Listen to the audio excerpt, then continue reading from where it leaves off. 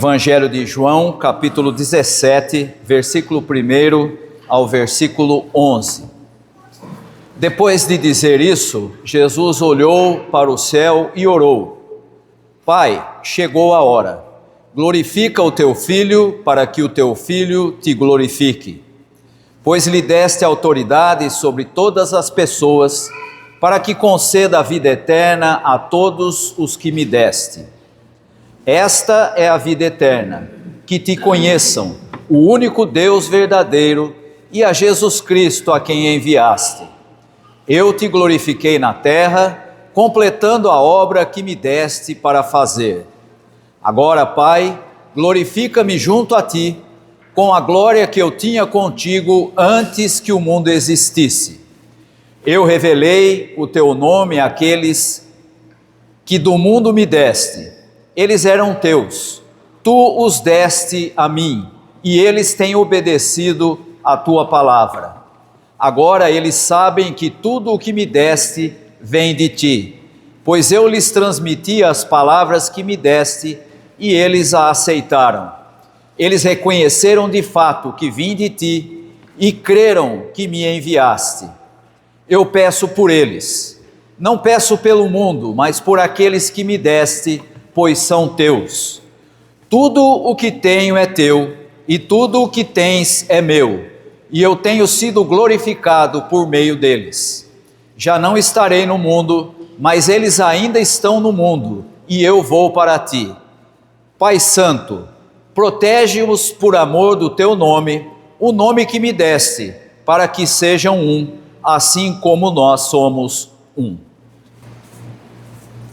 O capítulo 17 do Evangelho de João traz o que normalmente a gente considera como a oração sacerdotal de Jesus. E essa oração, esse trecho que nós acabamos de ler, a primeira parte do capítulo 17, traz na realidade a oração de Jesus de forma dupla. Primeiro ele ora por ele mesmo e depois ele também ora por aqueles que ele identifica como os que o Pai lhe deu. E o pedido de Jesus em relação a ele mesmo é muito interessante, porque nós começamos a entender como é a compreensão do próprio Jesus a respeito do seu ministério, daquilo que ele deveria fazer e de como ele estava obedecendo aquilo que o Pai queria que ele fizesse. Ele diz: glorifica o teu Filho. E quando Jesus pede a Deus, glorifica ao teu Filho, ele não pede luzes brilhantes, ele não pede que ele seja considerado melhor ou mais importante do que os outros, porque o que ele está pedindo aqui, quando ele diz glorifica ao teu Filho, tem a ver com a compreensão que se tinha na época do significado do que é glória. Glória no mundo antigo é a reputação pública e o reconhecimento de status. O que Jesus está aqui reivindicando é que a sua honra seja confirmada pelo Pai diante de um mundo que está próximo de envergonhá-lo na cruz. Veja, o pedido de Jesus nesse momento é como se ele estivesse dizendo: a cruz é a tentativa do mundo para impor vergonha a ele, Jesus. E então, o que ele pede é que Deus confirme a sua glória, ou seja, que Deus, por meio da ressurreição, que vai acontecer depois, dê a resposta confirmando que Jesus é o verdadeiro Filho de Deus, o verdadeiro Messias. E Jesus diz o seguinte no versículo 2 e 3, ele diz que ele recebeu do Pai a autoridade para dar a vida eterna. Isso tem um significado muito claro naquela cultura da época. Ele está dizendo que agora ele, Jesus, é o verdadeiro mediador entre Deus e o ser humano. O acesso a Deus, naquilo que Jesus está dizendo aqui, significa que só por meio dele as pessoas podem ter acesso a Deus. É exatamente a mesma expressão que nós vamos encontrar no próprio Jesus, quando ele diz que ninguém pode ir até o Pai senão por meio dele. Ele se coloca como o mediador, e o acesso a Deus só é possível por meio da lealdade a Jesus. E ele diz que Deus deu autoridade a ele para dar a vida eterna. A vida eterna aqui precisa ser entendida como uma vida sustentada por Deus, livre daquilo que é a normalidade em todas as sociedades. Você já prestou atenção para ver como é que é a vida das pessoas? Em qualquer época, em qualquer sociedade, em qualquer lugar, elas são marcadas, a vida das pessoas é marcada por escassez e por vergonha diante de um sistema em que alguns são melhores que os outros. Quando Jesus diz, o Senhor me deu a autoridade para dar a vida eterna para as pessoas, ele está dizendo, essa vida vai ser livre da escassez e livre do sistema de vergonha humano. A vida eterna concedida por Jesus e que revela quem é o Pai, o Deus verdadeiro, é a vida que nessa afirmação de Jesus é um tipo de afronta, principalmente aos representantes da religião da sua época. Sabe por quê? Porque eles, fariseus, saduceus, os sacerdotes, todos aqueles envolvidos com a religião oficial, eles entendiam que eles é que tinham o monopólio do conhecimento de Deus. Mas o que Jesus está dizendo aqui é, quem não recebe a ele, Jesus, uma pessoa e não um sistema de regras, não pode conhecer o verdadeiro Deus. O que Jesus está deixando claro é que há uma distância muito grande entre o reino de Deus que ele anuncia e a maneira da instituição religiosa da época dizer que as pessoas podem conhecer a Deus. E sabe de uma coisa?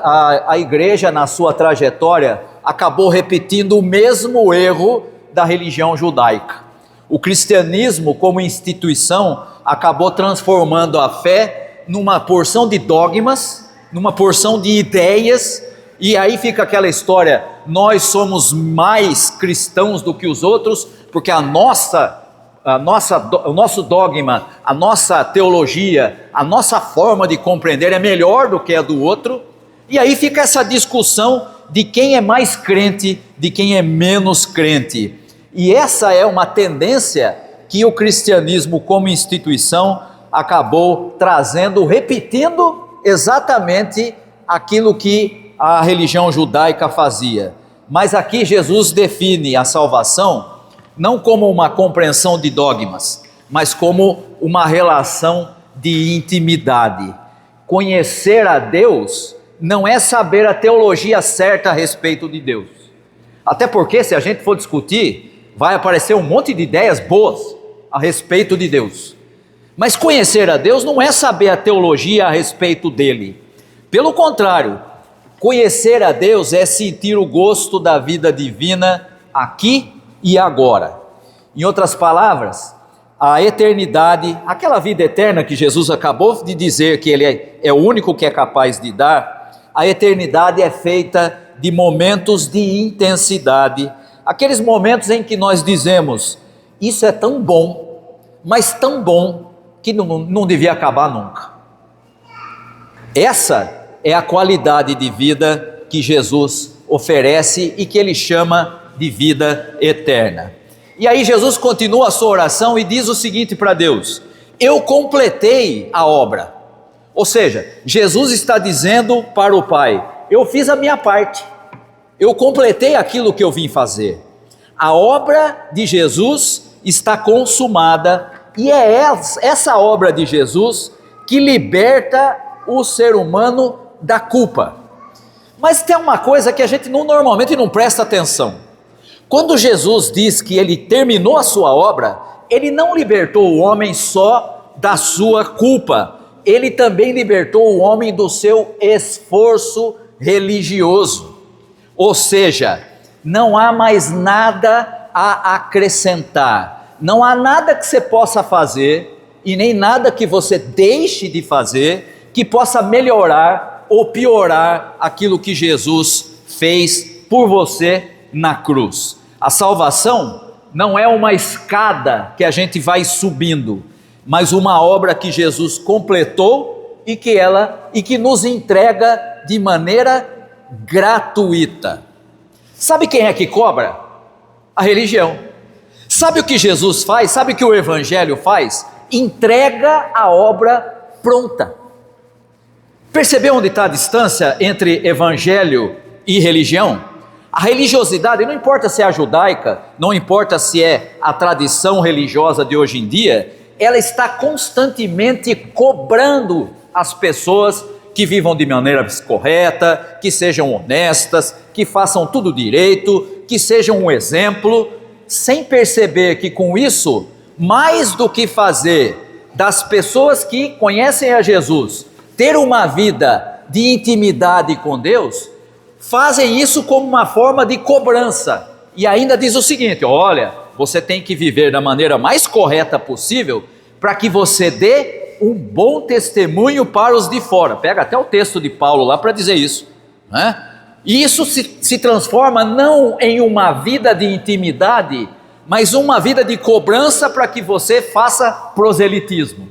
Olha como a gente vive correto, seja como nós, venha ser um de nós. Não é isso que Jesus falou que era para fazer. Ele chama e ele afirma com todas as letras que aquilo que tinha que ser feito, ele fez. E nós recebemos como um presente, nós recebemos como uma dádiva.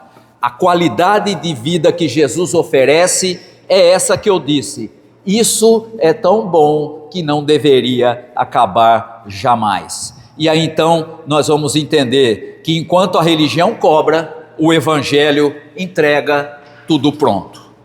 Mas Jesus diz assim: eu manifestei o teu nome, ainda na oração dele, falando a respeito dele, falando com Deus em relação à própria pessoa. Ele diz: eu manifestei o teu nome. E o nome, para hoje em dia, o nome é quase que desimportante. Todo mundo tem um apelido, né? Tem o pessoal que vai lá para as redes sociais e cria um nome fictício para que a gente fique conhecido, não é assim? Está aí a quantidade imensa de blogs e de coisas do tipo, né? E o sujeito, você nem sabe o nome dele, porque ele tem um título que ele deu para ele mesmo. Na época de Jesus, o nome representava a essência e o poder da pessoa. E Jesus dá o seu nome aos discípulos, a ponto daqueles que depois vão conhecer a igreja no seu início de carreira, vão dizer: aqueles do caminho, o caminho que Jesus tinha ensinado. O nome de Jesus passa a ser algo que os seus seguidores carregam. E o nome, ao dar o seu nome aos discípulos, Jesus faz com que todos os seus seguidores sejam inseridos na linhagem da família de Deus. Os que creem são de Deus, e o Pai os deu a Jesus, é o que ele afirma aqui. O que identifica quem é de Jesus, quem é de Deus, é que eles obedecem a palavra. Não a palavra da lei, porque daí voltaria a ser religião, mas a palavra de Jesus, que já fez tudo o que tinha que ter feito, e agora você recebe como uma dádiva. E aí então Jesus, no versículo 7 e 8, diz: tudo o que me deste vem de ti.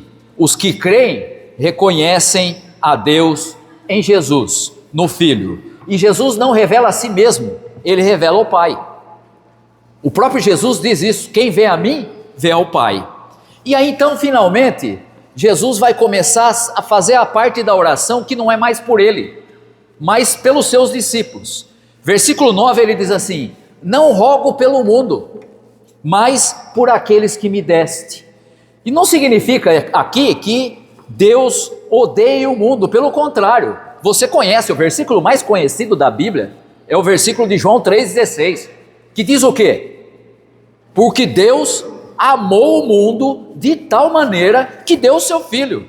Deus não odeia o mundo, mas aqui nesse texto, significa nesse momento estratégico que Jesus está focado em preparar os seus discípulos, os seus seguidores, para que eles, que vão ter uma vida hostil e refratária à sua mensagem no meio do mundo, para que eles continuem firmes, para que eles continuem no caminho ensinado pelo próprio Jesus. Eu sei que o mundo depois vai ser entendido como campo de missão, mas agora a oração de Jesus é pela igreja que vai levar essa mensagem. Ou seja, sem a preservação da igreja, o mundo também não teria nenhuma chance. E finalmente, o último versículo, nós vamos encontrar Jesus fazendo a seguinte afirmação: Pai Santo, protege-os por causa do teu nome. A oração de Jesus pela igreja é que Deus a proteja. A proteção de Deus é marcada por sua coerência com o significado do seu próprio nome. Você se lembra muito bem lá no Antigo Testamento, quando Deus revela o seu nome a Moisés diante da sarça ardente, ele diz: vá lá e diga que o Eu Sou enviou você. Aquele nome, o Eu Sou, do Antigo Testamento, na época de Jesus é entendido como o nome de Deus, a ponto de nem sequer se pronunciar o nome, para não falar o nome de Deus em vão. Mas Jesus vem e revela esse Deus. E aquele nome que era Eu Sou, agora é o Deus conosco. É o significado do nome do próprio Jesus. É o Deus conosco, o Deus que caminha conosco. É o Deus que Jesus pede para que Ele proteja por amor do seu nome. Ou seja, aquele que vai caminhar com o seu povo. E o pedido final de Jesus é que eles sejam um, assim como nós somos um. Não é uma homogeneização das pessoas, mas uma solidariedade na comunidade que crê. Em um mundo como era o da época, e não é diferente hoje em dia, mundo hostil, a sobrevivência do grupo daqueles que seguem a Jesus depende dessa unidade interna. Ou seja, eles devem ter, e Paulo fala isso em um texto, um só coração e uma só mente, funcionando de forma coesa contra as pressões externas. Não como uniformidade, mas como a harmonia de uma orquestra. Quem já teve a oportunidade de assistir uma orquestra tocando, já deve ter percebido isso. Você tem instrumentos dos mais diversos, instrumento de corda, instrumento de percussão, instrumento pequeno, grande, e quando tudo funciona junto, você escuta aquela harmonia espetacular de uma música bonita e bem tocada. É isso que Jesus está pedindo para a sua igreja, que eles sejam um, como Ele e o Pai são um. E aqui talvez tenhamos a maior dificuldade das igrejas hoje em dia. A igreja hoje em dia peca quando você fala em relação à unidade. Há igrejas e há pessoas nas igrejas que não estão interessadas em unidade, estão interessadas em poder, em mandar, em ter poder de decisão. Há igrejas que não estão tão interessadas em poder, mas acham que são a única dona da verdade. Ninguém é tão bom quanto nós. O mundo não seria o mesmo se nós não estivéssemos aqui.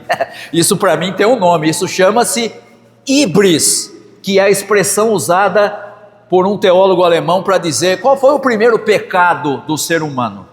Lembra quando você teve aula na escola dominical, muito tempo atrás, e você aprendeu que o primeiro pecado do homem foi desobedecer a Deus dentro do jardim do Éden? Não foi esse não. Não foi, tem um antes da desobediência de Adão e Eva. Eles quiseram ser iguais a Deus. Eu não quero ser o que Deus fez para que eu seja um ser humano na sua totalidade. Eu quero ser mais do que isso. Isso tem uma expressão na teologia, híbris, querer ser igual a Deus. E aqui há muita igreja que se coloca exatamente nessa posição, e por isso não há nenhum tipo de mandamento de Jesus mais quebrado, mais desobedecido do que esse que ele fala nesse texto. Que vocês sejam um. Se você não consegue nem dentro da mesma comunidade, porque um fica brigando com o outro por coisas absolutamente desnecessárias e desimportantes, imagina quando você vai falar da comunidade de todos os que creem, dessa, de outras e até fora da igreja. Como que você vai encontrar essa unidade? A unidade do Pai e do Filho é que deve motivar a unidade dos que creem. As divisões e a discriminação com outros que também creem é um contrassenso, algo que absolutamente desagrada a Deus. Quando nós olhamos para esse texto em que Jesus ora por Ele mesmo e ora também pela sua igreja, vemos dimensões diferentes. Primeiro, somos lembrados que a igreja é uma família alternativa. Nós fomos colocados nela. Nós não merecemos nada, mas nós fomos aceitos por Deus. Em um mundo como o nosso, individualista, Jesus ora por nossa unidade como comunidade de fé. Somos também lembrados que a obra de salvação já está completa. Você não pode fazer nada para melhorar e nem para piorar. Você não vai contribuir, você vai simplesmente receber como algo dado por Deus, como uma dádiva, algo que é presente, que vem de Deus. E finalmente esse texto também nos convida a ver a fé como uma experiência prazerosa. Conhecer a Deus é provar, não importa em qual situação, a doçura de uma vida que vale a pena ser vivida de maneira eterna. Isso é vida eterna. Isso é o que Ele prometeu àqueles que o seguem. É isso que nós devemos buscar. Que Deus possa nos abençoar. Amém.